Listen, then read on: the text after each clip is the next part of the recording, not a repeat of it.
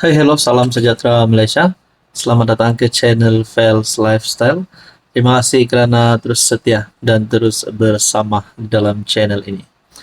Tuan-tuan dan puan yang saya amat hormati, apa yang akan berlaku kepada kerajaan perpaduan, kepada Anwar Ibrahim, sekiranya Tengku Zafrul akan benar-benar masuk PKR dan Anwar terima Zafrul masuk PKR, sedangkan Zafrul baru saja letak jawatan daripada parti sekutu dalam kerajaan, iaitu UMNO.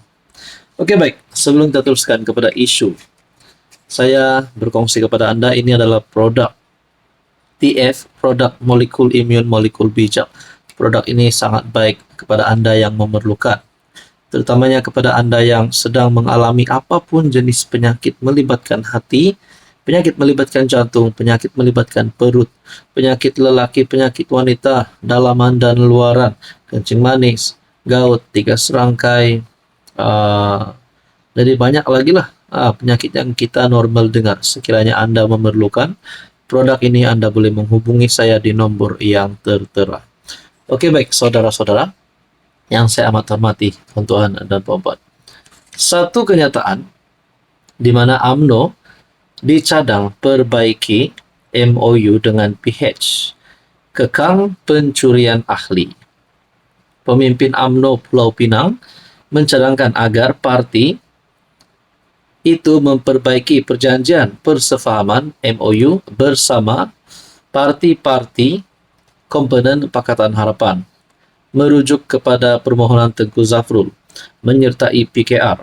Ketua Penerangan UMNO Pulau Pinang Muhammad Nur Ahmad berkata, dalam MOU itu mungkin perlu diperincikan tempo bertenang untuk sesebuah parti membuka pintu keanggotaan jika melibatkan pemimpin parti komponen kerajaan yang lain demi kestabilan dan keadilan bersama.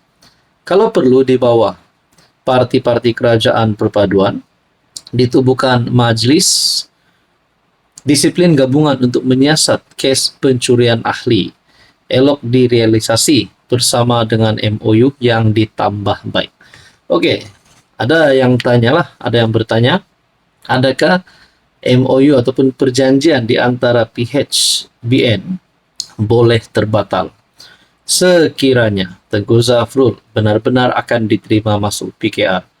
Jangankan Tengku Zafrul, juga kepada mana-mana pemimpin-pemimpin politik di dalam sekutu parti-parti di dalam kerajaan perpaduan, contohnya daripada UMNO yang akan lompat kepada PH ataupun daripada PH akan lompat kepada UMNO ataupun Barisan Nasional. Jadi budaya mencuri ahli daripada parti sekutu sudah pasti bukan budaya yang sihat. Jadi itulah kita berbalik kepada pertanyaan kita yang pertama. Apa yang akan berlaku kepada kerajaan sekiranya Tengku Zafrul ataupun ada ahli parlimen daripada UMNO, daripada BN yang akan menyertai parti sekutu di dalam kerajaan, contohnya PKR, Amanah ataupun DAP. Jadi tuan-tuan dan puan yang saya hormati berkaitan dengan isu ini, apa pandangan dan komen anda? Sudah pasti sekiranya perkara ini berlaku, sekiranya Zafrul ataupun mana-mana pemimpin daripada UMNO menyertai PKR, sudah pasti perpecahan berisiko untuk berlaku. Anwar Ibrahim berisiko untuk kehilangan sokongan daripada UMNO ataupun juga Barisan Nasional. Saudara-saudara, apa pandangan dan komen anda? Hai, hello, salam sejahtera Malaysia. Selamat datang ke channel Fels Lifestyle. Terima kasih kerana terus setia dan terus bersama di dalam channel ini. Tuan-tuan dan puan, setelah Malaysia digemparkan ataupun khususnya negeri Sabah digemparkan, di mana dua adun yang dikaitkan dengan dakwaan rasuah telah menjadi salah satu cerita yang paling panas kebelakangan ini. Antara pertanyaan paling utama ramai orang terutamanya di negeri Sabah adalah kedudukan kedua-dua adun ini. Adakah mereka boleh dipecat, boleh digugurkan daripada mana-mana apa-apa jawatan yang mereka pegang sebagai adun dan juga apa-apa jawatan mereka pegang di dalam parti dan juga di dalam pentadbiran kerajaan.